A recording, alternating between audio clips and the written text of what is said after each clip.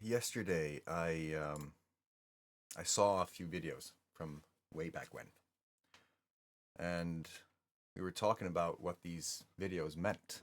You know, it didn't mean a lot when I recorded the videos, but when I saw them 5 years later, 10 years later, because I was on a journey, and because that journey was very meaningful to me and where I'm at today, it did something deep when I saw those videos and saw how I was talking back then, and just can get this insight into who you were and who you are now. That can be a very, very big and paradigm shifting experience, to be honest. So I got to thinking. The videos are often 30 minutes long to 9 hours long. Not many people have time for that.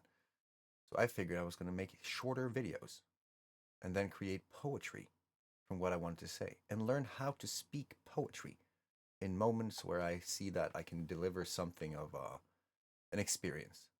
It's like if you can sing and if you can just pull up a freaking new song based on an experience that you aren't currently having with other people, well, that's just a superpower. That who can disagree? So I shall now embark on a little experience. I will read poetry, different types of poetry, based on the whole thing that we're doing. So it's not going to be a case of studying old poetry. It's more of a trying to find a new way of expressing poetry, which is interesting because today we have the many, many, many opportunities to create things that has never been created before, that has never existed before. It's like Ymir in Norse mythology.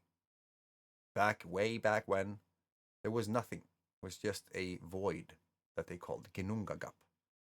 Into Ginnungagap, two worlds kind of leaked the power. Muspelheim, the fire and the brimstone and just the primal heat and energy of the world, leaked fire into Ginnungagap. And in Niflheim, ice and cold leaked into Ginnungagap. In there, steam was created, and all of a sudden there was life. Ymir. The story goes in terms of his fate. It wasn't really good. He was killed. But they made the world out of his body. You know? So his destruction created the world. Before him, there was, and it wasn't even him. He had no gender, or he had too many to mention. He was a proto-giant, a proto-hermaphrodite. So before him, Ymir, there was nothing. That's what I want to create. And that's what I feel like we are creating in many ways. We are creating things that has never been experienced before. When we show a song, the song is not just a song. It might seem like a song when you hear it the first time, but then you hear the context that built the song, and you hear why it is even existing. And you see and you feel and you explore and you get kind of really get changed by the song because there are layers to it. First of all, it's just an example of the technology that we're talking about. Secondly, it's created in a place, a specific geographical location that you are currently in while having the experience that is being presented through the song and the journey ahead after the song or after the experience that you're currently on, listening to the song as a soundtrack to your experience, which just embodies the whole thing and creates neurons out the wazoo. So it's a new thing.